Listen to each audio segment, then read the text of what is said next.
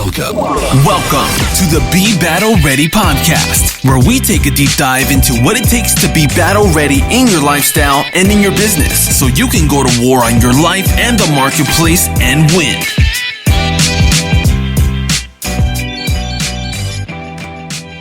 I want to welcome Nick Prefontaine onto the show, and I'm going to have him let him introduce himself. They have their own real estate coaching and real estate acquisition and real estate investment business on the East Coast. And I'll let you introduce yourself. Yeah, we actually do have partners all over the country. We do have associates all over the country who we also do deals with. But my name is Nick Prefontaine. Thank you, Chris Prefontaine, for calling me that. That's a compliment. No, I'm sorry. It was stuck in my head. So no, that's all right. No worries. I had your dad on like probably 3 to 6 months ago. So okay. So that was on the top of your brain. Yeah, I'm having your whole family on, just sporadically. Yeah, sporadically. I don't know how long it's going to take. I don't know how big your family is, but we'll see. We're going to go through everybody. All right, good. Let's get them all. Let's get them all. So my story starting in, I would say back in 2003, I was in a snowboarding accident. Hold on one second. This is actually my dad calling me. I got to silence that. Sorry. No worries. Yeah, that shows it's live for sure. We don't edit, so don't worry about it. Yeah, no, that's my mistakes going in there and whatever else happens. So all good. So I was actually going back to 2003. I was growing up. I was 14 years old. I snowboarded at the time, and it was ski club with my ski club. We were on our way to the mountain. I usually brought, like, my friends and I would usually bring our stuff on the bus so we could get ready so as not to miss a precious moment once we got to the mountain. So we got to the mountain and we were ready and we headed to the top. And on the way up, we noticed that it was very icy because it had been raining. People were wiping out everywhere. I mean, needless to say, I got to the top and I wasn't a beginner. It wasn't my first time snowboarding. So I strapped in and headed straight for the biggest jump with all my speed. And going up to the jump, I caught the edge of my snowboard, which kind of threw me off balance. And then I was forced to go off the jump, off balance. I was told later that I landed on my head and that I wasn't wearing a helmet. The doctors, my gosh, I'm sorry about that. Don't even worry about it. We're good. The doctors told my parents that I probably wouldn't walk, talk, or eat on my own ever again. And then in less than 3 months, I believe it was just under that, about 84 days later, I ran out of Franciscan Children's Hospital in Boston. That gives me chills, man. I'm not lying. I just got like full body chills, and I appreciate you sharing that message. I mean, I'd love to learn more about, what it was like, when you first became aware that you were injured and you had this accident. Hold on one second.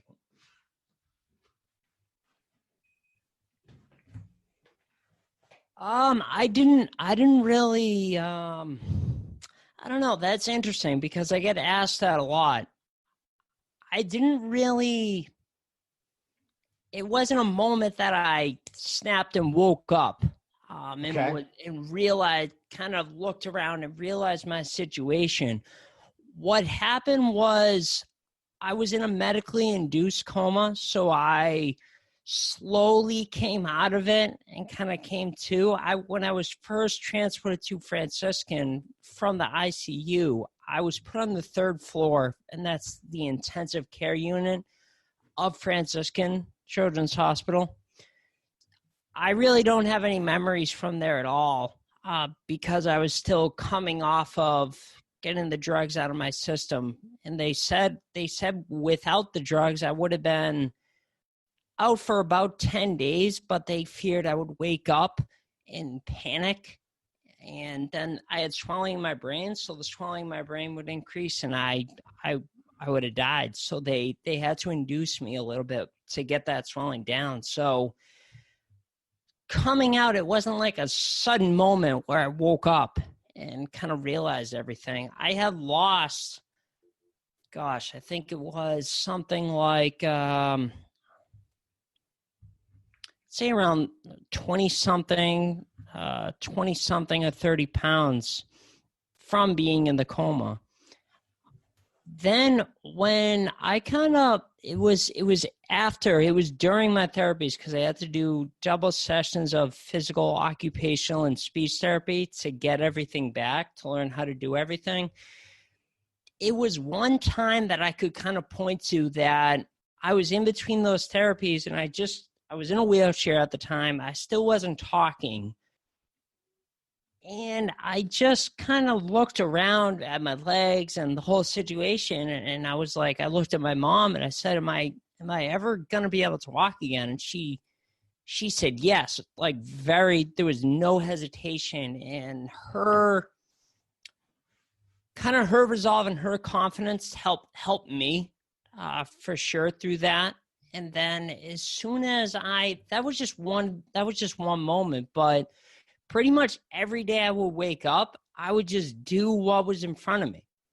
So the therapist said this is what you have to do. I would just do it. So that there wasn't any kind of like, oh, I was here and now I'm there, or I was there and now I'm here. It was just, I did what was put in front of me every day. To get where I am today. This is such a powerful story, and I appreciate you sharing that. I mean, I love the fact that your mom had the leadership, right, in that moment to stand strong, even though, maybe she did it to say, no, you're going to walk again, and put that belief in you. Have you talked with her and say, did she ever have any doubt, or was it like, no, this is going to happen? Or did she because what I'm looking for is did she just say, no, you're going to walk again, even though she had doubt that it was, that it was a possibility that you wouldn't? Good question. At the time, my dad was actually doing some motivational speaking at the time. So he was coaching real estate agents at the time. He was all about affirmations, the positive mindset and the power of positive thinking and all that stuff. So all around there was never any hesitation from them. I'm sure they had it. They just haven't, necessarily shared that with me. But there was never any hesitation. There was always around my room, hospital room, everywhere I looked, there was affirmations on the wall. I am getting stronger and stronger every day. With each step I take, I'm getting stronger and stronger. There were affirmations. And like I said, I wasn't able to walk. So literally everywhere I looked, I couldn't get away from it. There were affirmations, and there was that positive mindset and the goal. And as soon as I could communicate, I had the goal to run out of the hospital. So then once my therapist knew that, they would tailor everything that they were doing with me to get me to that goal. Man, you talking about that really kind of all that work that your dad did, right? And who your dad was, you think about a purpose, right? Maybe he was helping people out, but in that moment, when that happened, he basically met his purpose for everything he did before. That's the way that's the way that I'm seeing it is yeah. If anybody else, didn't have the mindset and the training that your dad did, and your parents did, it could have been different, Mm-hmm. you're, and instilling that in you. That's so amazing. It's so amazing of we never know how important the work we're doing today will show up in the future. No, you never know. And I think one of the things I saw recently was, I don't know how recent it was, Anthony, but the work we're doing today, whatever it is, whatever, I know you're doing different things than I'm doing, but whatever we're doing today, you don't see results right now, but I guarantee you, like 6 months, a year, 2 years, you look back and you're like, oh my God, that was the best. I was pushing forward, and I kept going through it, and that got me to where I am today. But you're never able to know that in the moment. That's why you just have to keep going forward. Yeah, absolutely. And the other thing you said was like focusing on what is in front of you. And I think this is, if I would pinpoint anything that what doesn't make people successful is that they do not focus on what's in front of them now. Mm-hmm. Right. I mean, you are a testament to that, right? I mean, you probably know better than anybody, that I know, and, that a lot of people know, that the importance on focusing what is in front of you, because you could have looked at, hey, I'm going to run and get overwhelmed by that. But it was that first thing in front of you that you had to do. Mm-hmm. Can you share more about that? Like, like where there are ups and downs with the way that, like, or did you stay positive the whole time? Like, how was that? Did it ever become too much for you? That was the only good question, but that was the only point that I can kind of look back on and say that my resolve or my confidence that I was going to go forward and walk again and everything kind of wavered a little bit, but that was pretty much the only time. And still to this day, we're all dealing with stuff. We're all dealing with something, right? Yeah, absolutely. So literally with anything I'm dealing with, I gotta get up every day. I gotta do the best I can. And I have to take, quite literally take one step at a time and just do the best that I can in that moment with my goal in mind, of course. But I don't know if that No, absolutely.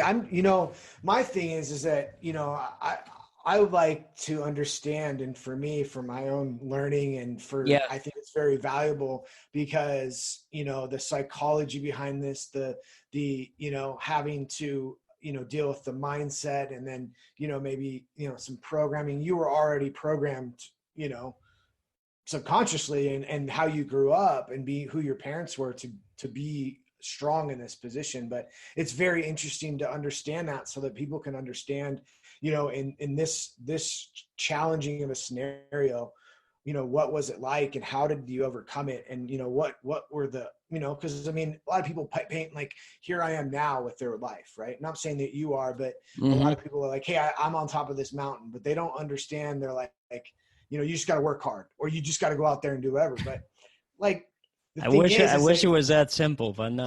Yeah. But there's the ups and downs, and really the ups and downs are internal. And like, it's the internal game of this that really is fascinating. Like the way that you were able to overcome. Physically, like my background's in fitness, and I can understand, I can see that.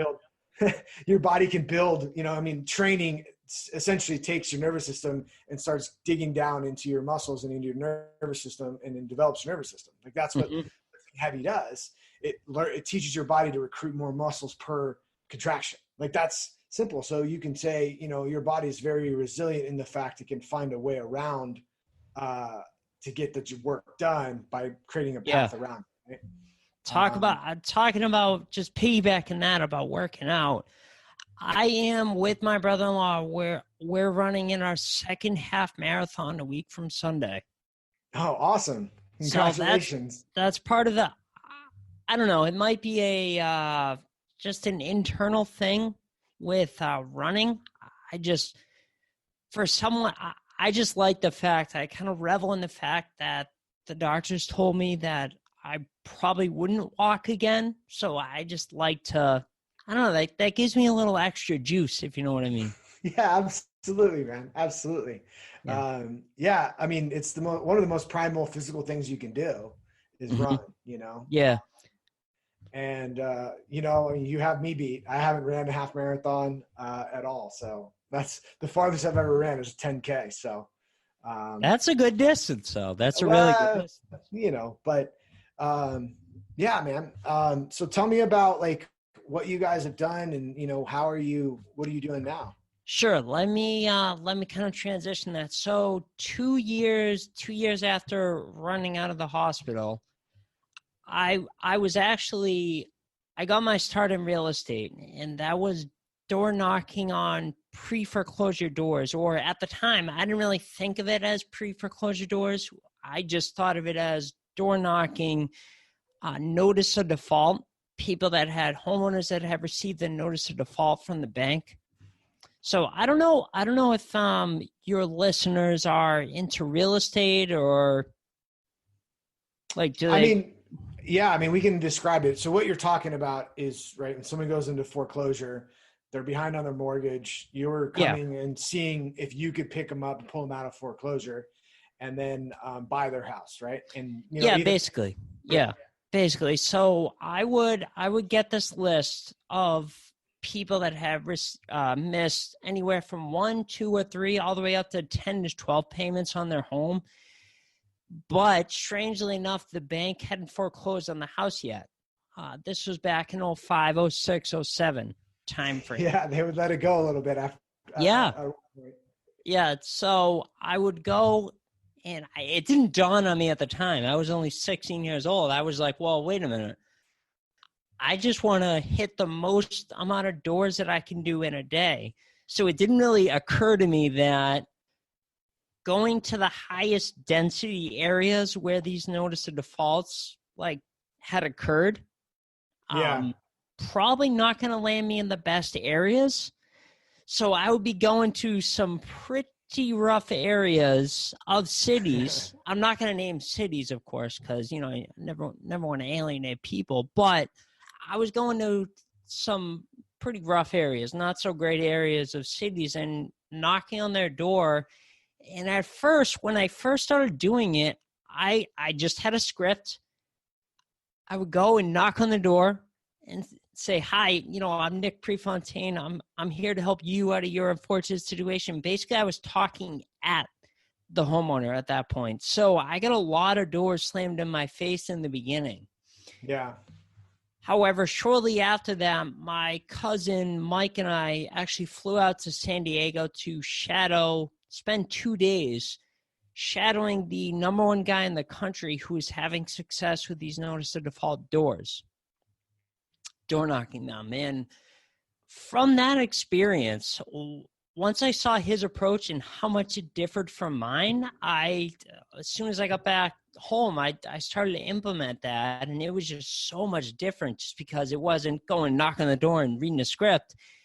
It was, knock on the door, take a few steps back, like a lot of little subtle differences. Yeah. You come to the door, hi, I'm not sure I have the right address. Do you mind confirming something for me? I would show them the clipboard I was working with, the list I was working with, and once they saw that, they would open up to me and tell me what had happened, what they're doing to fix the situation, or what they weren't, because, let's be honest, it was 2006, 2007, so... Yeah.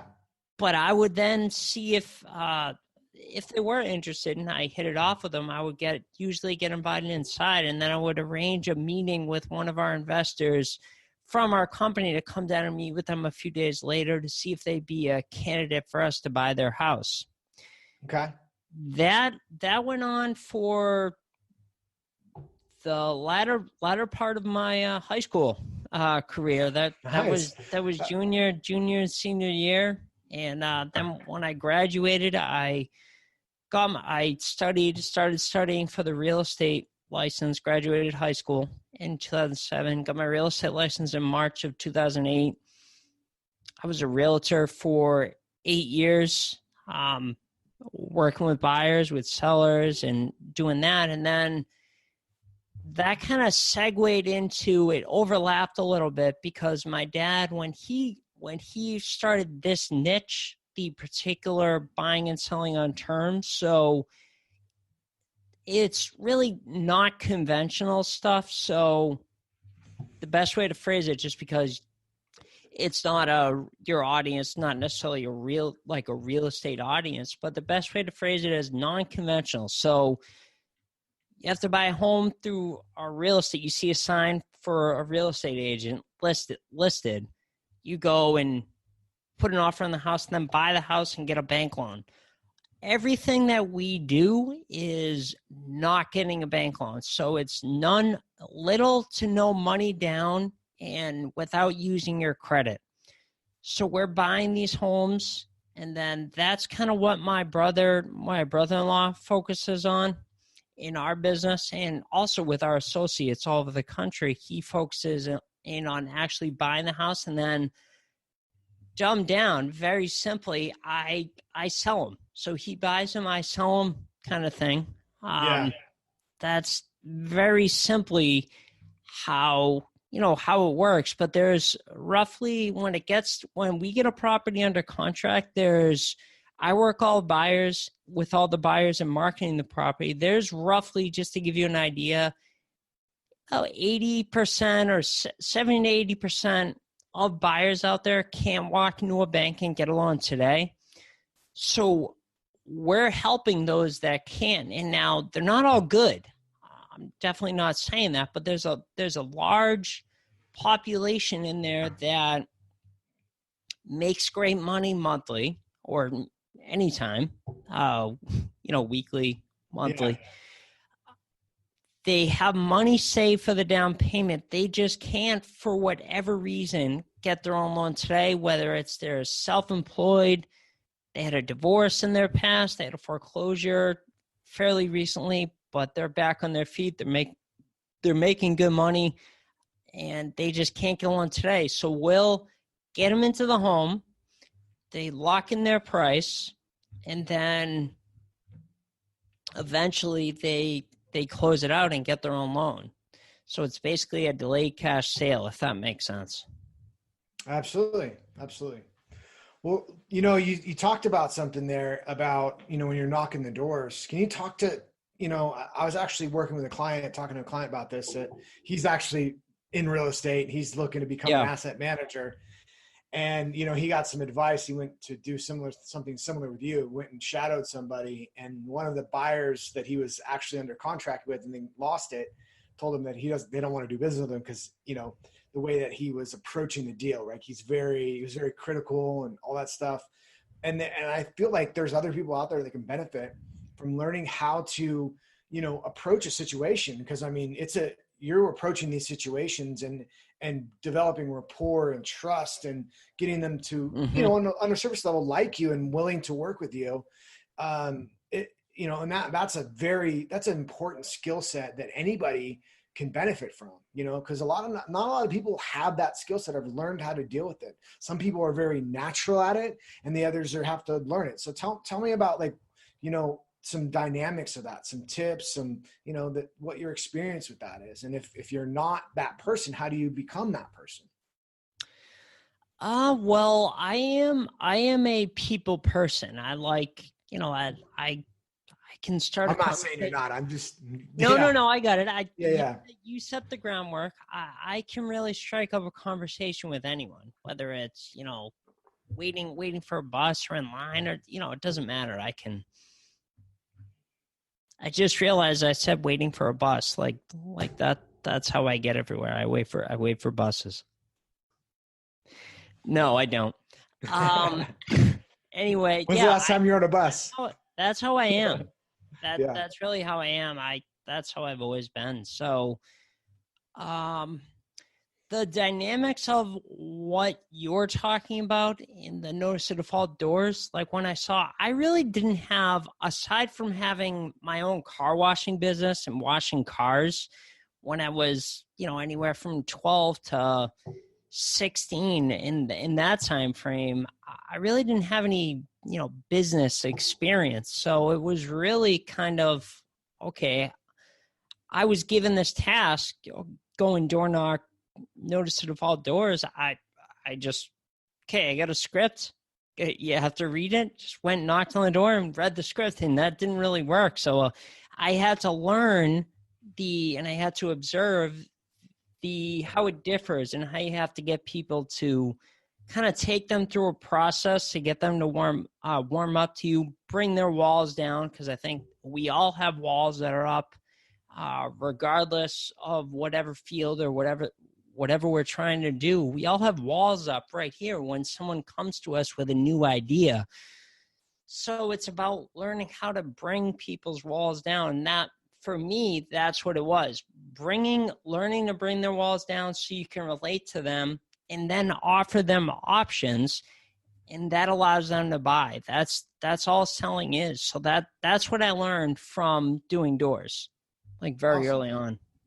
Yeah, that's awesome. I mean, I think a lot of people can really benefit from learning that. And, you know, the best way I can describe any process like that, or any, you know, how that is in any relationship. It doesn't matter if it's a friendship or a dating relationship. It's like, you know, like if I just met you and I'm like, hey, you want to come over for Christmas?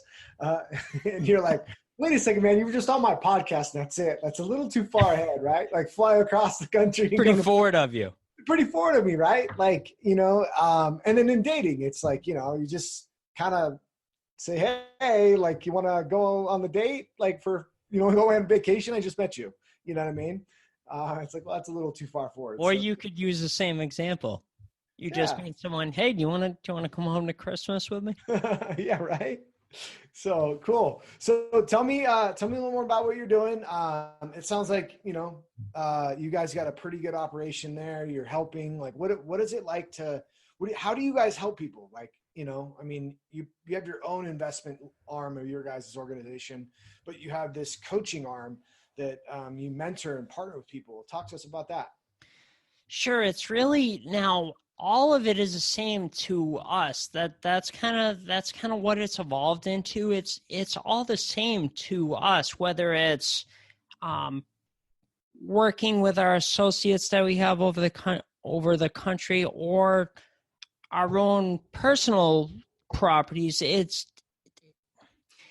really all the same because it's dealing with sellers who, for one reason or the other, because of like a death, a divorce, job relocation, or whatever, they need a certain price to move on, or they owe too much, or they're looking for top dollar if they don't owe anything on the mortgage. But the conventional market is just not giving them. It's not yielding the price that they want to pay. Yeah. That buyers want to pay. So oftentimes we'll get the property under contract, tied up on the contract through multiple different ways, but like owner financing, we'll do a lease purchase, we'll buy homes subject to the existing loan. There are multiple different ways. If your listeners are interested in learning about it and any of this piques their interest, they could head over to our website, which is smartrealestatecoach.com, and that's smartrealestatecoach.com. They can get registered for the free On Your Terms webinar, which is about 60 minutes worth of content in there. And if the idea does make sense to them, because it's not a good fit for everyone, but if it does resonate with them, if what we're doing does, they're able to take the next step at the end of our webinar. Awesome. Yeah. And then you guys have a mentor, you know, if the next step is that you get to work and learn how to do this and become a real estate investor, that's what your guys are, you know, part of what you guys are doing as well, right? Yeah, exactly. That's what it is. That's actually where all of our associates have started. We have associates that are over $1 million in total paydays. And that's where they all started, is with the Quantum Leap System video course. And that's the opportunity that you'll get to purchase at the end of that webinar. Awesome. That free webinar. Like I said, if it makes sense to them, it's not for everyone. Yeah, for sure. And then you guys have a couple books, right? I know that you talked about, you have your second bestseller now of your guys' book. You guys talk to us about that. Yeah, sure. And just because my dad was on here a few months ago, I believe. Yeah. Dad, brother-in-law.